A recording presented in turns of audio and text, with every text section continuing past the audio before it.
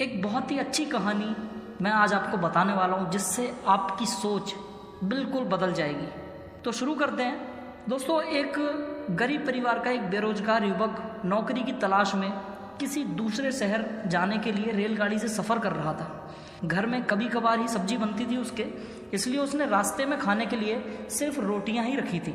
आधा रास्ता गुजर जाने के बाद उसे भूख लगने लगी और वह टिफ़िन में से रोटियां निकालकर खाने लगा।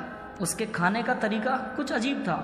वह रोटी का एक टुकड़ा लेता और उस टिफ़िन के अंदर कुछ ऐसे डालता था मानो कि रोटी के साथ कुछ और भी सब्जी वगैरह वो खा रहा हो, जबकि उसके पास तो सिर्फ रोटियां ही थीं।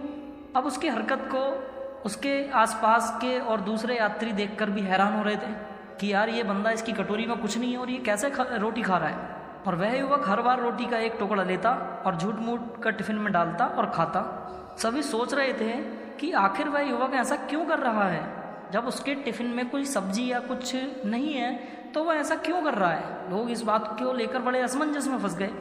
आखिरकार एक व्यक्ति से रहा नहीं गया और उसने उससे पूछ ही लिया कि भैया, तुम ऐसा क्यों कर रहे हो, तुम्हारे पास सब्जी तो है ही नहीं, फिर रोटी के टुकड़े हर बार खाली टिफ़िन में डालकर ऐसे खा रहे हो जैसे मानो उसमें सब्जी हो।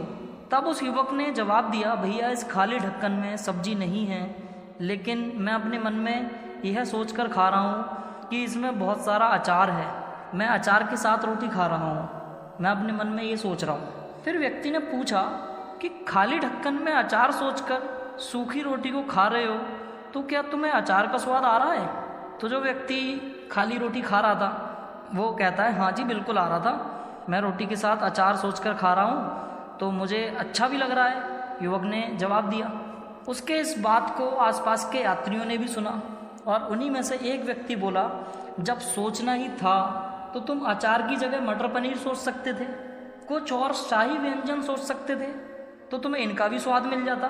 तुम्हारे कहने के मुताबिक तुमने अचार सोचा तो अचार का स्वाद आया, तो और स्वादिष्ट चीज़ों के बारे में सोचते तो उनका स्वाद आता तुम्हें। सोचना ही था तो भला छोटा क्यों सोचा तुमने, सोचना ही था तो बड़ा सोचते। तो मित्रों, इस कहानी से हमें यह शिक्षा मिलती है कि जैसा सोचोगे वैसा पाओगे। छोटी सोच होगी तो छोटा मिलेगा, बड़ी सोच होगी तो बड़ा मिलेगा। इसलिए जीवन में हमेशा बड़ा सोचिए, बड़े सपने देखिए तो हमेशा बड़ा ही आपको प्राप्त होगा। छोटी सोच में भी उतना ही ऊर्जा और समय की खपत होगी जितना कि बड़ा सोचने में होगी। तो इसलिए जब सोचना ही है तो हमेशा बड़ा सोचो, हमेशा बड़े लक्ष्य बनाओ।